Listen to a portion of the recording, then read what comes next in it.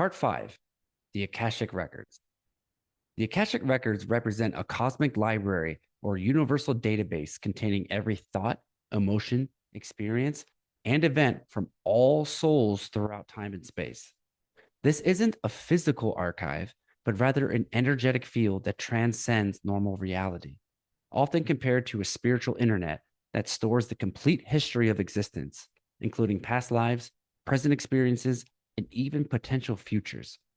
You see, thoughts are forms of energy, and like all energy, they follow the fundamental law of physics that energy cannot be created or destroyed, only transformed. When a thought leaves your conscious awareness, it doesn't simply vanish into nothingness, but continues to exist in the energetic field of the universe. This is why thoughts, emotions, and experiences are believed to be permanently stored in the Akashic records. They represent the energetic imprints of consciousness that must go somewhere, since energy itself is eternal and indestructible.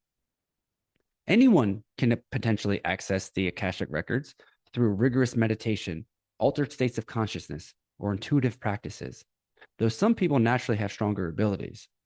People seek Akashic records readings for spiritual guidance, healing, understanding life patterns, past life readings, and gaining insight into their soul's purpose and relationships.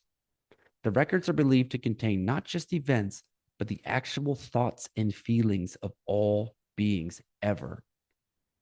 Campbell has been to the Akashic records numerous times and he explains it as a large information database that exists within our virtual reality system.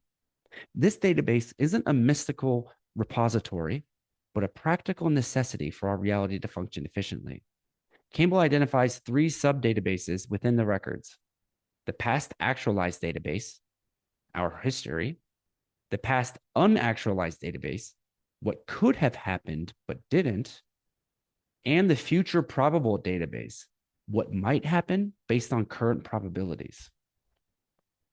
Imagine reality works like a video game. When you walk into a new room in a game, the PlayStation has to instantly create what's in that room: furniture, objects, enemies, whatever. But the PlayStation can't think of everything from scratch every single time. That's highly inefficient. So it has pre-made lists of what usually goes in different types of rooms. Think back to our LCS rendering example from before. A kitchen gets kitchen stuff, a bedroom gets bedroom stuff, and so on and on and on. Our reality works the same way. When you do something where nobody knows what should happen, like opening an old box in your basement that's been there for decades, reality has to quote unquote create what's inside that box. It picks from a list of things that make sense to be there. Old Christmas decorations are likely, a live elephant is not.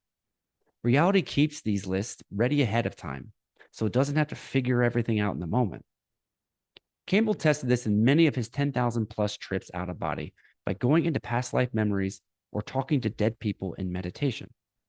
He discovered these aren't real living people, they're just information, like talking to a recording. Every time he had the same conversation with his dead uncle, for instance, he got exactly the same responses, like replaying the same movie. This proved it's just a database of information, not actual conscious people still living somewhere. These databases also function like a library, allowing you to explore scenarios such as what would have happened if I married someone else, or what might happen if I take this job. They're useful for learning and understanding, but Campbell warns not to use them to make all of your decisions. The whole point of being alive is to make your own choices and learn from them. Furthermore, the LCS will provide healers, intuitives, and seers with information to share with you. However, they are sometimes instructed not to reveal it, as you may not be ready, and premature knowledge would corrupt the lessons you're here to learn. The healer will either divert the topic or tell you outright they can't share what they're seeing. This happened to me several times. For instance, one time I was processing really intense emotions during a 1-month purge and was seeking answers from Neringa as to what the hell was going on and what I should do about it. She was mysteriously silent the entire time, and later revealed she was instructed to leave me be. I had to learn what was happening on my own. We can't always have the guru as a crutch.